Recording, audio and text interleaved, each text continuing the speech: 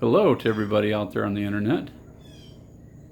This is the beginning of my contribution to the Sheldon video collection. Seeing more and more stuff come out there on Sheldon, stuff was really nice. You don't often hear of Sheldon Lathes or see them for sale.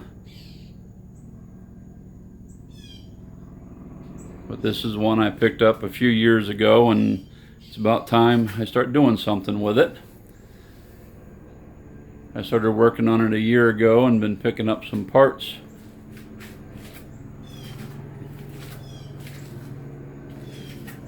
Made on them, I found out when I was replacing the belts, this is why the headstock's pulled apart.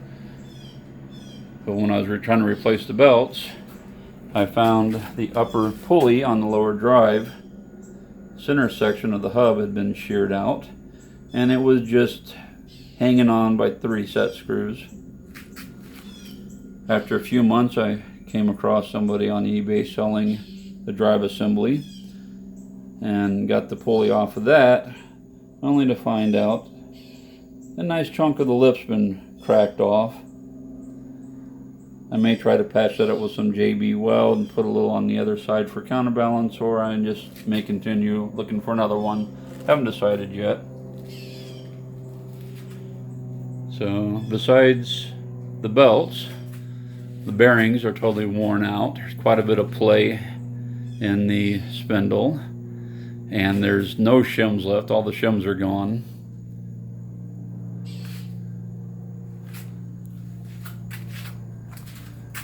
And on top of that, there is backside of the tailstock where the adjusting screw is.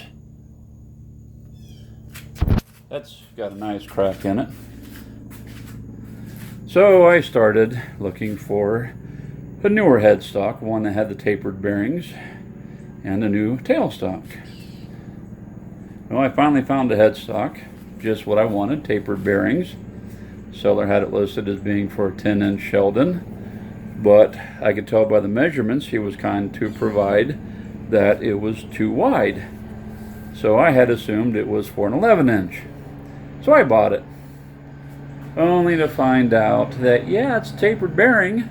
Yeah, it's for this size bed, but it's for the bigger brother, the 13-inch M-Series Sheldon.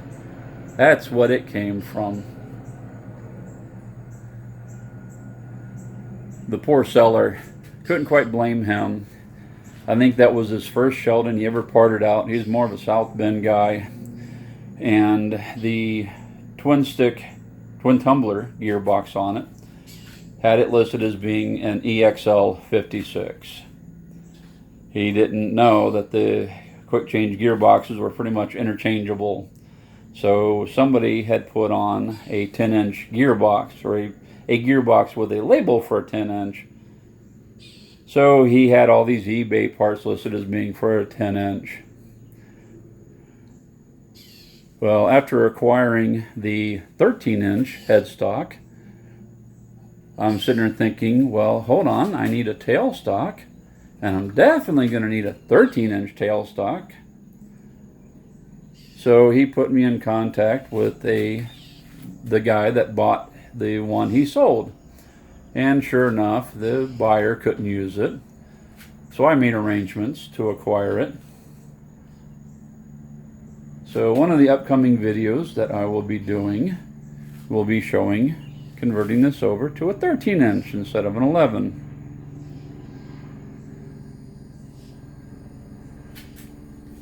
I've also acquired a twin tumbler gearbox, so I'll be showing that, what the conversion is for that, and what's all involved. So I got the larger dial, and I'll be converting that over, and I'll also be converting over to the 7/8 inch lead screw. Current lead screw is a 3/4 inch.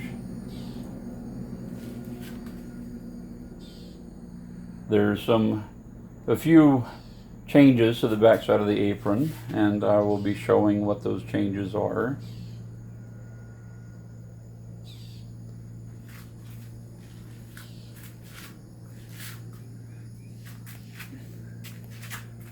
And I'll also be showing the differences between the two gear setups.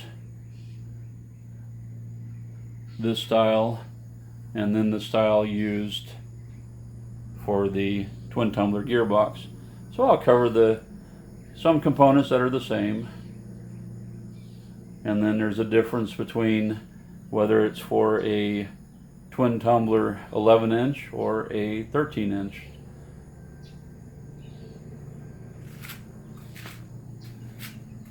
Because part of what I want to cover is not just the restoration or repair of this, but document and show some of the differences pertaining to how Sheldon shifted things from the 40s into the 50s, how they went with the larger diameter dial, how they did the lead screw, and they did a couple of enhancements to the tailstock, and I've got those parts too.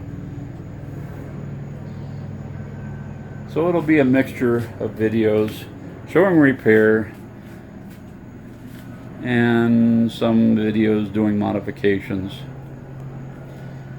Either way, my overall goal is to get this up and running, but almost as good as she was when she was new.